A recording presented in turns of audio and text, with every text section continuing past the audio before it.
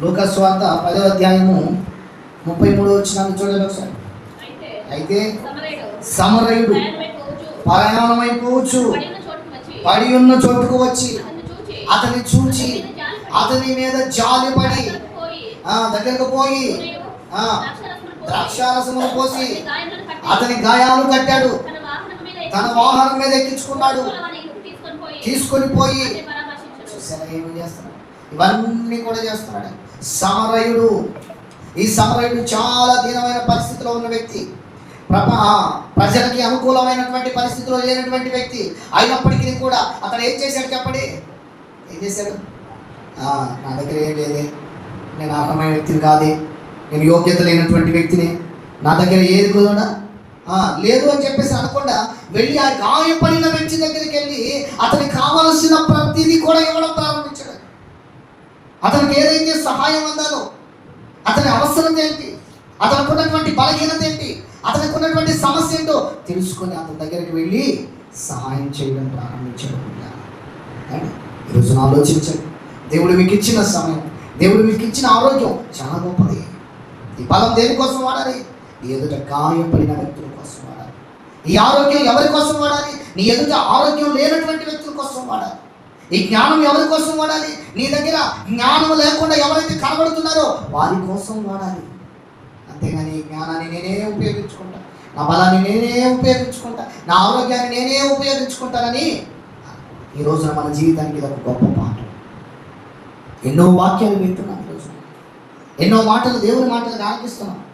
మరి ఈ కోణంలో కూడా మనం ఆలోచించాలి. మనకి సరిపోయిన వాక్యాలు తీసుకొని మనం ముందుకు వెళ్ళిపోకూడదు, మనకు సరిపోయినటువంటి విషయాలు తీసుకొని మనం ముందుకు వెళ్ళిపోకూడదు. ఇంకొంచెం లోతుగా, ఇంకొంచెం ఆత్మీయమైనటువంటి స్థితిలోనికి ఎదగడం కోసం కావలసిన మంచి మాటలుగా ఈ మాటలను కూడా మనం తీసుకున్నాం. ఈ దృష్టిలో కూడా మనం ఆలోచించాలి, ఈ కోణంలో కూడా మనం గమనించాలి. ఏమని చెప్తుంది ఈ రోజున? ఆశీర్వాదాలు నీతోనే ఆగిపోవద్దు, నీ దగ్గరే ఉంచుకోవద్దు, నీకున్న దాన్ని ఇతరులకి పంచు. అందుకే దీనుల కోసం ఆమె తన చెయ్యి చంపుతుంది. దరిద్రుల కోసం, వేదన పడుతున్న వారి కోసం, బాధపడుతున్నటువంటి వారి కోసం ఆ సమరయుడు ఎలాగైతే సహకారం చేయడానికి ముందుకు వెళ్ళాడో ఆమె కూడా తన చెయ్యి చంపుతుంది. అలాగే తబిత అనేటువంటి ఆమె కూడా బైబిల్ గ్రంథంలో దొరక అపొస్తలుల కార్యాలు మీరు చదువుకున్నారు చాలాసార్లు ఈ మాటలు మీరు విన్నారు. ఏమని రాయబడింది? ఏమని చెబుతుందానే? తన అవసరతలో ఉన్నటువంటి వారి కోసం ఎందరికో సాయం చేస్తాట. ఆమె చేస్తున్న వ్యాపారాన్ని బట్టి కావచ్చు, ఆమె కలిగి ఉన్నటువంటి ఆశీర్వాదాన్ని బట్టి కావచ్చు, ఎంతోమంది నిరాశ్రయులైనటువంటి వారికి సహాయం చేసిన స్త్రీగానే పడిపోయింది. ఆమె చనిపోయిన తర్వాత ఎందరో అక్కడికి వచ్చి ఆమె యొక్క జీవితాన్ని గురించి కొనియాడడం ప్రారంభించారు.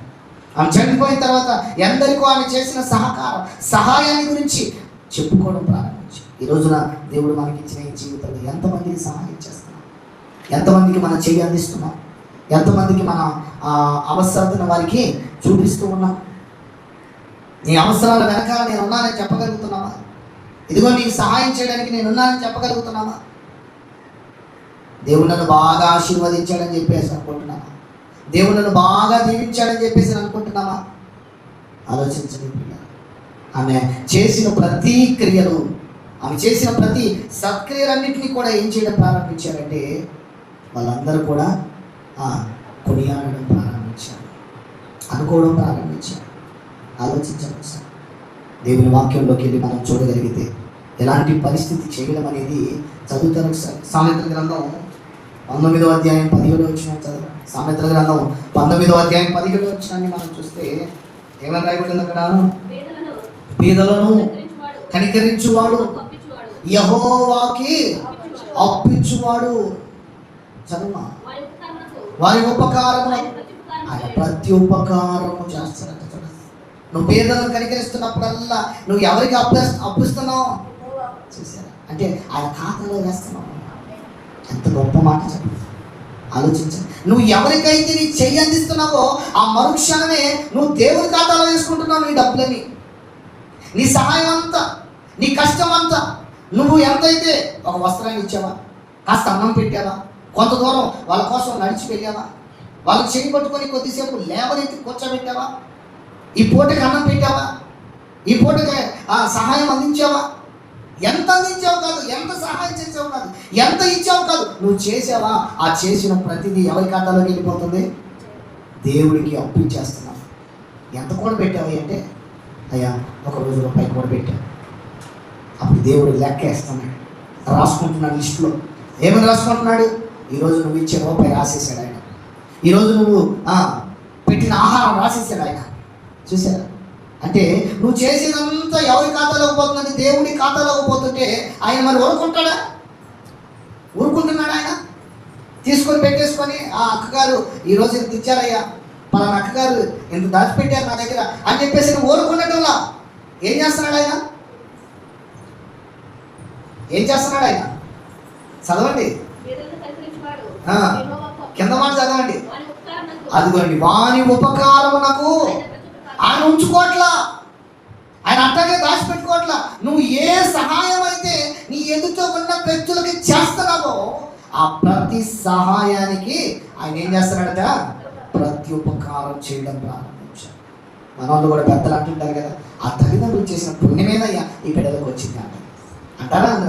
కానీ దేవుని వాక్యం ఎప్పుడో చెప్పింది మనకి, మనం అది తెలుసుకోము. దేవుని వాక్యాన్ని పట్టించుకోము. మనం ఎక్కడెక్కడ ఉండే మాటలు ఏం చేస్తాం? ఓ గొప్ప మాటలండి, గొప్ప పలుకులు పలికారండి అని చెప్పేసి అని మనుషులను కొని ఆడతాం, కానీ దేవుని పట్టించుకోం మనం. కానీ దేవుడు కొన్ని వేల సంవత్సరాల క్రితమే మనందరి ఉద్దేశాన్ని ఎరిగి ఆయన రాసించాడు. పేదల కోసం నువ్వు ఖర్చు చేస్తే, దీనుల కోసం నువ్వు ఖర్చు చేస్తే, నీ కష్టాన్ని ఉపయోగిస్తే, నువ్వు ఎంతైతే ఇస్తావో ఆ ప్రతి దానిని దేవుడు ఏం చేస్తాడని చెప్పండి? నీకు ప్రత్యుపకారంగా ఒక రోజు పంపిస్తాడంతే. నీకు ప్రత్యుపకారంగా ఆయన పంపించేస్తాడు ఏదో ఒక సమయాన. నీకు తెలీదు, అవసరం ఎప్పుడో నీకు తెలీదు, ఆ సమయం ఎప్పుడో నీకు తెలీదు. టైం చూస్తాడు, ఆ టైంలో నీకు ఇస్తాడు. ఎలా వచ్చింది ఇది? ఏ విధంగా వచ్చింది? నేను అనుకోలేదయ్యా, ఈ రోజు వస్తే నేను అనుకోలేదయ్యా, ఈ సమయంలో వస్తే నేను అనుకోలేదయ్యా. కానీ ఒక తల్లి గారు తన భర్త చచ్చిపోయాడు, చచ్చిపోయి చాలా కాలం అయిపోయింది. చనిపోయే ముందు ఆయన ఎక్కడో ఉద్యోగం చేశాడట. ఉద్యోగం చేస్తే ఆ ఉద్యోగం చేసి సగంలో ఎగ్గొట్టి వచ్చాడు ఆయన. ఉద్యోగం చేసే సమయంలో సగంలో చేయకుండా ఎగ్గొట్టి వచ్చేసాడు ఇంటికి, దేశంలో చేశాడు. ఆ తర్వాత ఈమె ఆయన చనిపోయిన తర్వాత వృద్ధాప్యానికి వచ్చినప్పుడు ఆయనకు ఒక లెటర్ వచ్చింది. ఎక్కడి నుంచి వచ్చింది అంటే పలానా చోటు నుంచి వచ్చింది. ఏముంది ఆ లెటర్లో అని చెప్పేసి అంటే, మీ ఆయన బ్రతికున్నప్పుడు ఇదిగో మా కంపెనీలో ఉద్యోగం చేశాడు, ఆ కంపెనీ తాలూకా మీ ఆయనకు సంబంధించి ఇదిగో ఇన్ని లక్షలు డిపాజిట్ చేసింది అని చెప్పేసి అన్నారు. బ్యాంక్ దగ్గరికి పోయి డౌట్ వచ్చి చూసుకుంటే అకౌంట్లో డబ్బులు పోయి ఉన్నాయి. ఇదేంటయ్యా, ఎప్పుడో ఆయన చేయడం ఏంటి, ఆయన చచ్చిపోవడం ఏంటి అని చెప్పేసి అంటే ఆలోచించండి. అది దేవుని సహాయం. అదే నీకు తెలీదు. నువ్వు చేసిన ఉపకారాలు నీకు ప్రతి ఉపకారాలుగా ఏదో ఒక సందర్భంలో దేవుడు నీ కోసం పంపిస్తాడు. ఇప్పుడు నేను చేస్తే నాకేమొస్తుంది, ఇప్పుడు నేను సహకారం చేస్తే ఏమొస్తుంది, ఇప్పుడు నేను పెడితే ఏమొస్తుంది, ఇప్పుడు నేను చెయ్యందిస్తే ఏమొస్తుందని నువ్వు అనుకోవాల్సినటువంటి అవసరం లేదు. నువ్వు అనుకోకుండా ఏదైతే నువ్వు మేలు చేస్తావో ఆ ప్రతి దానికి ఆయన ఏం చేస్తాడు? ప్రతి ఉపకారం. అందుకే అంటున్నాడు కదా, పేదలకి నువ్వు సహాయం చేసేది ఆయన అప్పుస్తున్నావు ఆయనకి. ఎంత దూరం నడిపించావు అనుకో, చెయ్యి పట్టుకొని, నీకు నడవాలని, నేను ఎందుకు నడిపించాలి, నేను ఎందుకు చేసుకోవాలి అని అనుకోవద్దు. నువ్వు అక్కడి దాకా నడిపించావా, నీకోసం ఆయన ఇంకా 4 అడుగులు నిన్ను నడిపించేటట్టుగా చేస్తావు. ఒకరోజు నీకు ఆ పరిస్థితి వచ్చినప్పుడు, ఒకరోజు ఆ స్థితిలోనికి నువ్వు వెళ్ళినప్పుడు, ఆ స్థితిలో నువ్వు నడిపించబడుతున్నప్పుడు, ఈరోజు నువ్వు 4 మెతుకులే పెట్టచ్చు, ఆ 4 మెతుకులు ఒక రోజున 10 మెతుకులుగా నీకు నిలబడతాయి. అందుకే అంటున్నాడు, ప్రతి ఉపకారం నేను చేస్తానంటున్నాడు. నువ్వు కనికరించి చూడు, నువ్వు చేయాలించి చూడు. చూసారా, ఏ రోజు నేను ఆలోచన చేశాను ఈ సంగతి? మనం ఎప్పుడైనా గ్రహించుకున్నామా? ఎంత ఉందా దీంట్లో అని అంటే ఉంది. మరి దాంట్లో దేవుడు చెబుతున్నాడు, ఎంత ఆశీర్వాదం దాగుందా అని అంటే ఖచ్చితంగా దాగుంది. నువ్వు ఎందరికో సహాయం చేశావు, బ్రతికున్నప్పుడు అందరికో సహాయం చేసావు. ఆ దీవెన నీ పిల్లలకు ఉంటుంది, ఆశీర్వాదం నీ పిల్లలకు ఉంటుంది. ఇస్తారు నీ పిల్లలకి, చేస్తారు. ఎలా చేస్తారంటే, నువ్వు వేస్తున్నది ఎవరి ఖాతాలో? దేవుని ఖాతాలో. దేవుడు ఉన్నాడు, చూస్తున్నాడు. నువ్వు చేసే ప్రతి చూస్తున్నాడు. యేసుక్రీస్తు చూశాడు. ఎవరు చూశాడు? 2 కాసులు వేస్తున్నా, మరి మిగతా వాళ్ళు చూడలేదా? నీ జీవనం అంతా వేసింది అని కావాల్సింది ఆయన. ఆలోచించారా? గుణవతి అయిన స్త్రీ ఇతరులకి మన చెయ్యి చాపే విధంగా ఉండాలి. అలాగే యేసుక్రీస్తు పాదాల కోసం ఒక అత్తరు బుట్టిని తీసుకొచ్చి ఒక స్త్రీ ఏం చేస్తుంది, పగలగొట్టి ఆయన పాదాల కోసం అర్పించేసింది. దేవుని కోసం చేయాలన్న మనసు, దేవుని కోసం ఇవ్వాలన్న మనసు, దేవుని కోసం ఖర్చు చేయాలన్న మనసు. యోధా అన్నాడు, ఏమన్నాడు, ఎంత విలువైనది ఎందుకు వేస్ట్ చేస్తున్నావు, దాన్ని అన్ని పేదలకు ఇస్తే సరిపోద్ది కదా. అప్పుడు యేసుక్రీస్తు అంటున్నాడు, నాకు చేయండి మొదటగా. దాన్ని మీరు ఎవరికి చేసినట్టు, వారికి చేసినట్టే. నా కోసం మీరు చేసే ప్రతిదీ వారికి చేసినట్టుగానే. అందుకే అంటాడు కదా, నా పేరట వచ్చిన వారికి గిన్నెలు మంచి నీళ్ళు చాలా నీళ్ళు అన్నాడు ఆయన. ఏంటయ్యా నీకు చేయలేదు కదా, వాళ్ళకి చేస్తే ఏంటి? ఈరోజు ఆలోచించండి పిల్లలు, సంఘాలలో ఇలాంటి పరిస్థితులు తక్కువైపోయాయి. అంటే ఎవరి కొరకు బ్రతకడం ప్రారంభించారు. దేవుని సేవ కోసం, పరిచర్య కోసం, సంఘ అభివృద్ధి కోసం, దైవ సేవకుల యొక్క అవసరాల కోసం ఇచ్చేటువంటి ప్రజలు కరువైపోయారు. ఆలోచన చేస్తున్నాను, దేవుని కోసం ఏది చేయాలన్నా ఒక కృతజ్ఞతగా కనీసం ఇదిగో ఈ నెలలో నేను దేవుడు నాకు ఇది ఇచ్చాడు, నేను ఇదిగో దేవుడి కోసం నేను ఇది ఇస్తాను అన్నటువంటి భావాలే లేకుండా పోయాయి, ఆలోచన లేకుండా పోయాయి. ఆలోచించండి పిల్లలు. అందుకని దేవుని వాక్యం చెప్తుంది, కనికరము కలిగిన మనస్సుతో మన ముందుకు వెళ్ళి. యోహాను రాసిన మొదటి పత్రిక 3వ అధ్యాయం 17వ వచనాన్ని చదవండి. యోహాను రాసిన మొదటి పత్రిక 3వ అధ్యాయం 17వ వచనాన్ని తొందరగా చదవండి. 3:17 ఈ లోకపు జీవనోపాధి గలవాడవై ఉండి తన సహోదరునికి లేపికలు కూడా చూచి అతని ఎడల ఎంత మాత్రం కనికరము చూపని వాని యందు దేవుని ప్రేమ ఎలా ఉంటుంది? నువ్వు దేవుని ప్రేమ కలిగిన వ్యక్తిగా మారాలంటే నువ్వు జీవనోపాధి గలవాడవై ఉండి అన్ని సంపాదించుకుంటూ సుఖాలు అనుభవించుకుంటూ మంచి స్థితిలో ఉండి నీ సహోదరుడు లేనటువంటి పరిస్థితిలో ఉన్నప్పుడు నువ్వు ఏ సహాయం చేయలేకపోతే నువ్వు దేవుని ప్రేమలో ఉందా? దేవుని ప్రేమ కలిగిన వ్యక్తివేనా నువ్వు? దేవుని ప్రేమ నీలో ఉన్నదని ఎలా రుజువుపరచుకోగలుగుతావు? కాబట్టి ఆలోచించేద్దాం, మనతోనే ఆగిపోకూడదు. దేవుని ఆశీర్వాదం ఇతరులకి పంచదాం, కనికరాన్ని చూపించడం. అలాగే సామెతల గ్రంథం 21:13 చదువు. సామెతల గ్రంథం 21:13 ఏమంటున్నాడు ఇలాంటి వారి గురించి తెలుసా? ఇలా చూడండి, దరిద్రుల మొర, దరిద్రులు నీకు ఏదైనా చెబుతున్నప్పుడు, ఏమీ లేని వ్యక్తులు నీ దగ్గరకు వచ్చి సహాయం అడుగుతున్నప్పుడు నీ చెవులు మూసుకుంటే, తాను మొరపెట్టినప్పుడు ఏమంటున్నాడు చెప్పండి, తాను మొరపెట్టినప్పుడు, తాను దేవుడి దగ్గరికి వెళ్ళి ప్రార్థన చేసినప్పుడు అది దేవుడు ఏం చేస్తాడట? అంగీకరించుడట.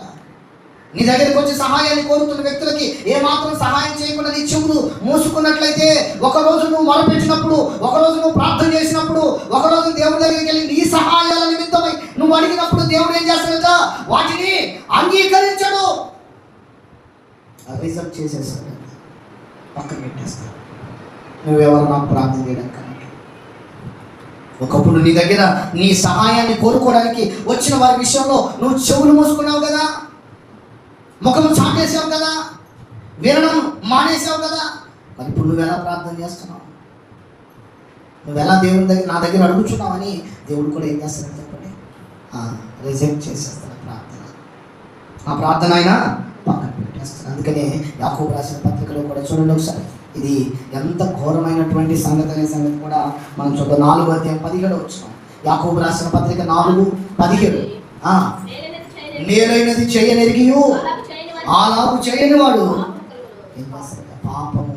మేలైనది చేయనెరిగి కూడా నువ్వు మేలు చేయడానికి దేవుడు నీకు అవకాశం ఇచ్చాడు, ఉపకారం చేయడానికి నీకు అవకాశం ఇచ్చాడు, ఇవ్వడానికి దేవుడు నీకు అవకాశం ఇచ్చాడు. ఇచ్చేటువంటి అవకాశం ఇచ్చినప్పటికీ కూడా ఆ విధంగా నువ్వు చేయలేకపోతే, ఆ విధంగా నువ్వు ఇవ్వలేకపోతే, ఆ విధంగా నువ్వు సహకారిగా ఉండలేకపోతే ఏం చేస్తాడంటే దేవుడు, అది దేవుని దృష్టిలో ఏంటంట? పాపం. పాపం అంటే మళ్ళీ ఏదో అనుకోపాక, మేలు చేయాల్సిన స్థితిలో ఉన్నప్పుడు ఆ మేలు చేయకపోతే అది కూడా ఏంటంటున్నాడు ఆయన? పాపమే. మేలు చేసే పరిస్థితి నీకుంటున్నప్పటికీ కూడా, మేలు చేయాలన్నటువంటి అవకాశం నీకుంటున్నప్పటికీ కూడా, అది నీ కుటుంబం కావచ్చు, నీ పిల్లలు కావచ్చు, దేవుని పరిచయం కావచ్చు, సేవ కావచ్చు, ఏదైనప్పటికీ కూడా నువ్వు చేయవలసినటువంటి పరిస్థితి నీకుండి కూడా నువ్వు మేలు చేయకపోతే అది కూడా దేవుని దృష్టిలో పాపమే, అది కూడా పాపమే. ఈరోజు చాలా మంది వెనక్కి లాక్కుంటున్నారు. అందుకే వెదజల్లి అభివృద్ధి పొందువారు. చదవండి ఆ మాట కూడా. సామెతల గ్రంథం 11వ అధ్యాయం 24వ వచనం. సామెతల గ్రంథం 11వ అధ్యాయం 24వ వచనం. వెదజల్లి అభివృద్ధి పొందువారు కలరు, తగిన దానికన్నా తక్కువ ఇచ్చి లేమికి వచ్చేవారు. ఏమండి, లేమికి వచ్చేస్తున్నారు చాలా మంది, వెనక్కి వచ్చేస్తున్నారు, కోల్పోతున్నారు. దేవుడు ఇచ్చే ఆశీర్వాదాలు కోల్పోతున్నారు, దేవుడు చేసే మేలు కోల్పోవడానికి ఇష్టపడుతున్నారు. ఎందుకు తెలుసా?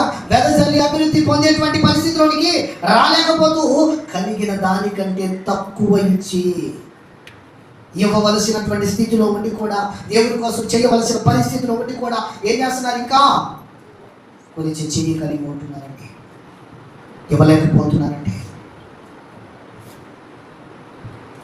అన్నయ్య సభ్యురాలు ఏం చేశారు చెప్పండి?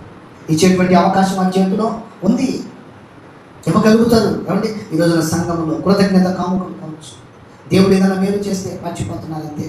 ఆ మేలు తీసుకుంటున్నారు, మర్చిపోతున్నారు. ప్రభు దేవా నాకు ఈ మేలు చేశాను, నేను ఇది చేయాలి అన్నటువంటి భావన మర్చిపోతున్నారు. కొన్ని దర్శన భాగాలన్నా తీస్తున్నారంటే అది కూడా ఏది లేదు.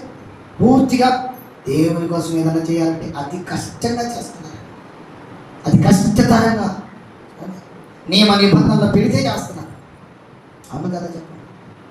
ఎందుకండి ఈ రోజున దేవుడు మనకిచ్చేది ఈ దినానికి మనకు సరిపోతుందా? దాన్ని వాడుకున్నాం.